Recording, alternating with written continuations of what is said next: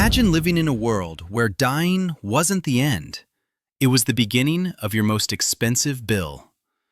Where governments didn't just tax your land, your crops, your labor, they taxed your soul. This is the hidden story of how ancient empires discovered the most profitable business model in history, charging people for a safe journey into the afterlife. And the terrifying truth? The model never died. It simply evolved. The business of fear. Long before banks, long before insurance, long before the idea of financial planning, Egypt, Babylon, and Rome had already built an industry around humanity's oldest fear. What happens after we die? Priests became financial advisors, temples became financial institutions, funerals became transactions. Because if a culture believed the afterlife was eternal, then the cost of entering it became priceless. And empires knew it. Egypt, where death was a market. In ancient Egypt, death wasn't spiritual, it was economic architecture.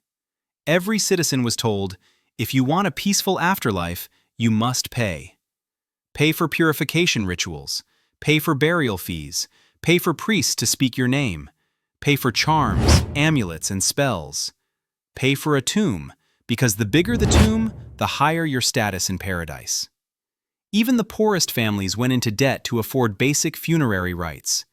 Egypt didn't build pyramids for pharaohs, it built a financial system powered by fear of the next world.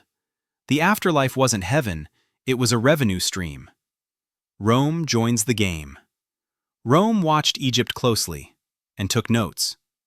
By the 1st century CE, Rome had introduced funeral taxes, cremation fees, burial permits, pollution fees for burning bodies, payments to ensure your spirit wasn't cursed. And then came the most brilliant invention of all, the funeral club. A membership, a subscription, a monthly payment, so Rome could guarantee you a proper burial.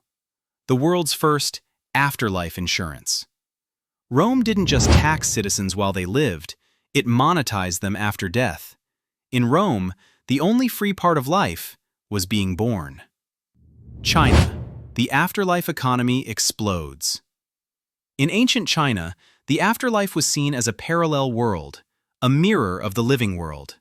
Meaning, you needed money, servants, houses, and goods in the next life.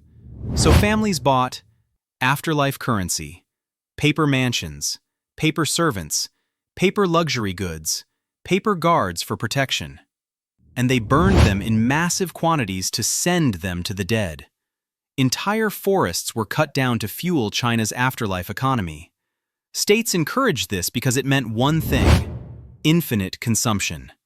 A market where demand never fell, because everyone died and everyone feared dying unprepared. Ancient China invented the world's first supernatural consumer market.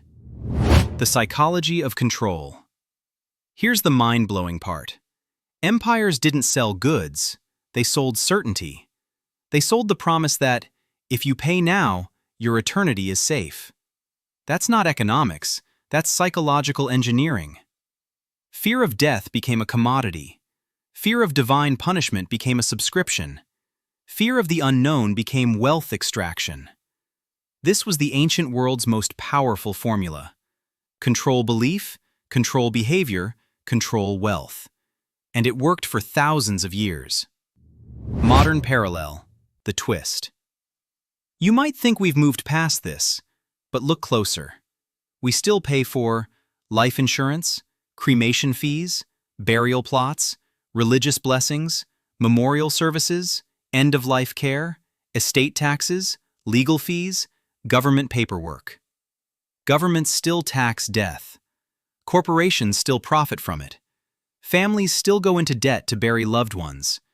The afterlife isn't a mystery anymore. It's a market. Empires stopped taxing souls. Modern systems tax grief. The final reveal. Ancient rulers didn't build these systems because they were cruel. They built them because they understood something timeless. People will pay anything to feel safe at the moment they feel most powerless. And that truth is still alive.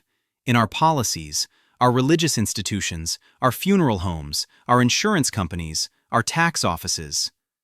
The empire that taxed the afterlife didn't die. It just put on a suit and called itself civilization. Death was supposed to be the great equalizer. But for thousands of years, it has been the world's most profitable business. And the next time you hear someone say, "Nothing is certain except death and taxes," remember, in the ancient world, they were the same thing.